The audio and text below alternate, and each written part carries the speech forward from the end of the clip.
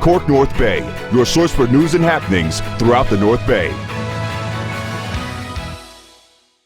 Hello and thanks for watching KORK North Bay TV. Coming up is our weekend wrap covering all the news stories and happenings that took place over the weekend throughout the greater San Francisco North Bay.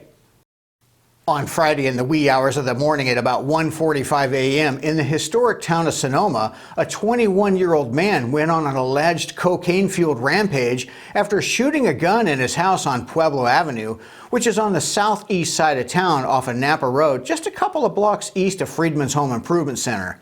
After firing the gun in his home, the suspect, who's identified as 21-year-old Damiano Serafini, jumped in a family member's SUV and took off towards the town's plaza. When he got to the Mission on First Street East, he crashed into a parked car and then got out and took off on foot through a parking lot behind the barracks. Deputies arrived to the area and found the crashed and abandoned SUV, and then suddenly a gunshot rang out not 50 feet away from the deputies. When they turned around to look who shot at them, they saw Serafini taking off through the parking lot and then turned into the barracks area across the street from the plaza. For the next 45 minutes, he tried evading the deputies by changing his locations in and around the area, and then worked his way back to the parking lot and hid near a vehicle which is parked behind the famous Sonoma Cheese Factory, where he then fired several more shots from his handgun at the deputies. At about 2:45 that morning, Serafini was surrounded by members of the Sheriff's Department, the Sonoma Police Department, the Sonoma County SWAT team, and even members from the Napa County Sheriff's Department, the Santa Rosa Police Department, and the CHP, who tried getting him to give up. After several hours of the standoff, at about 5:25 that morning, Serafini finally decided to surrender, where he was taken into custody. Thankfully, no one was hit, injured, or killed by the rounds he fired at his home, where all this first started, or down behind the plaza where he fired the shots at the deputies. The handgun he was using was recovered, and he was booked into Sonoma County Jail on a number of felony charges, including assault on a peace officer with a firearm, willful discharge of a firearm in a grossly negligent manner, being under the influence of cocaine while possessing a loaded firearm, and possession of a controlled substance while armed with a firearm. Officers were able to get an increased bail enhancement of $250,000. In Petaluma on Friday at about 3:30 in the afternoon, a driver of a Toyota Prius was traveling southbound on Lakeville Highway, and when he got near Cannon Lane, he decided to pass another Toyota in front of him on the shoulder of the road, and in the process of doing that, he sideswiped that Toyota, which caused the Prius he was in to veer off the road and crash into a telephone pole and then roll over. That maneuver proved to be fatal for the Prius driver. Power lines from the pole he struck came down and started a fire on the side of the road that the Petaluma Fire Department were able to extinguish before it got out of control. It turns out that this particular Prius was under investigation by the Petaluma Police Department for being involved in a carjacking incident earlier that day. But there was no word as to whether the driver who died in this crash incident was the one connected to it or not. That information will come out later in the investigation. Thankfully, the driver of the other Toyota that this guy sideswiped when he was trying to pass him was not injured. No other information about this incident has been released yet. If any more comes out, we'll bring it to you. On Friday in Santa Rosa, just before 11 o'clock at night, a Santa Rosa man identified as 47-year-old Jeremy Patton went on a rampage on top of an RV trailer that someone was living in on the backside of a private property along Santa Rosa Avenue, right next to the original Willie Bird restaurant. Patton was no stranger to law enforcement, as he was out on pre-trial release for an ongoing criminal court case, and earlier in the week, when he was contacted by law enforcement, he made multiple threats that he was going to provoke officers to shoot him by causing a suicide by cop situation. During this event, he told police that he was armed with a gun and had dynamite in his backpack, and that he was going to set the RV roof on fire. Police deployed a drone so they could see what he was doing on top of that RV from a bird's eye view, and sure enough, he set the roof on fire and then bashed the rooftop air conditioner to pieces with a metal pipe that he had in his backpack. The fire department was able to use a low-pressure hose to get the fire put out, but then Patton began throwing large rocks at cars around the area and hit one of them, causing damage. About an hour into this standoff, he started a second fire on the roof that took off pretty good this time and spread to the interior of the trailer, compromising the structure of the roof that he was standing on. So officers shot at him with a couple of beanbag rounds to try to get him to come down. But those didn't really work, even though he was hit by a couple of them and was probably hurting.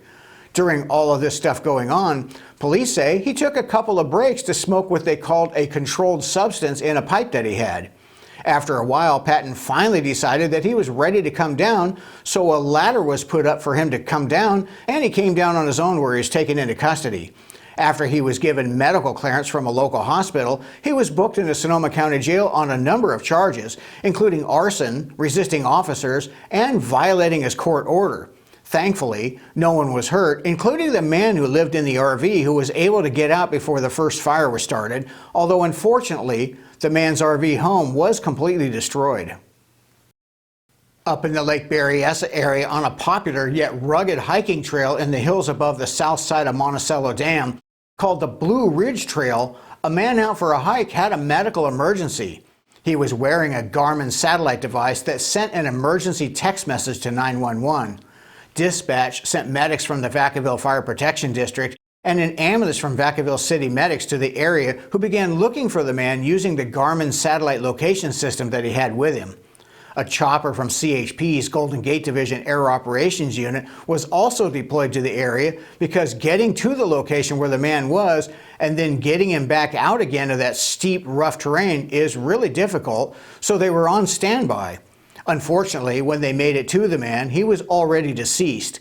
Apparently, he had an ongoing medical condition, which is why he had the Garmin GPS tracker with him and programmed to send an emergency text if something happened to him where he couldn't make a call for help, which is exactly what it did. But unfortunately, his medical condition, which is unknown at this time, got the better of him and he passed away on the trail. No name or information about the man was released. Our condolences go out to his family. In Fairfield on Friday, a fire broke out at the Pick and Pull Auto Salvage Yard off of Air Base Parkway. When fire crews arrived, they found several vehicles in the yard on fire. It was windy that day, so embers from those vehicle fires spread to a field on the other side of the wall at the back side of the lot, which caused a brush fire that began spreading pretty fast due to the dry vegetation and strong winds pushing the flames that day. It was hard for anyone to see the fire on the backside of the Pick and Pull yard, so a drone was launched by the Fairfield Police Department so that fire crews could see where the fire was and how it was spreading so they could plan their attack on getting it put out. Once the fire was assessed and they saw how fast it was spreading, 2 more fire units were called to the scene to help get it put out. Once the 3 fire crews had the fire contained so it couldn't spread any further by the wind, it had burned an estimated 56 acres. As usual, it was a great response and team effort by everyone involved. Great job, folks. This broadcast is sponsored by Mike Larbury Automotive. 5-star ratings for all of your domestic and import automotive repair needs, located on Highway 12 in Sonoma. Mention you saw them here on KORK TV to receive a special discount. And also by Sonoma Paint Center, your source for all of your home and automotive paint and supply needs. Transform your home or business with Sonoma Paint Center. As your local Benjamin Moore retailer, we've got everything you need to paint inside and out, plus top quality stains. Step inside our Santa Rosa location or visit us in Sonoma, Sebastopol, and now our newest location in Napa. From vibrant colors to durable finishes and required supplies, we'll help you bring your vision to life. Sonoma Paint Center, serving you in Santa Rosa, Sonoma, Sebastopol, and now Napa. Sonoma Paint Center, color your world.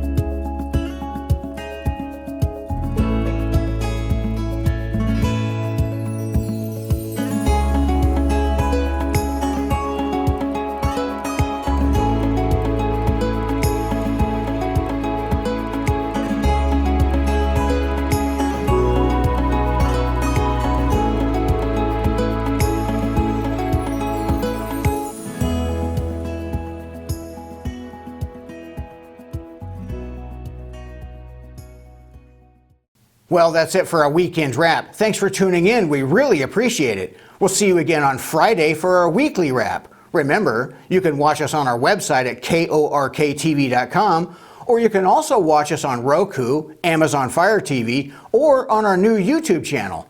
In any of those platforms, just search for KORK North Bay TV and add our channel to your favorites. We'd sure appreciate it. We'd like to wish everyone a safe, healthy, and happy week. Thanks for watching.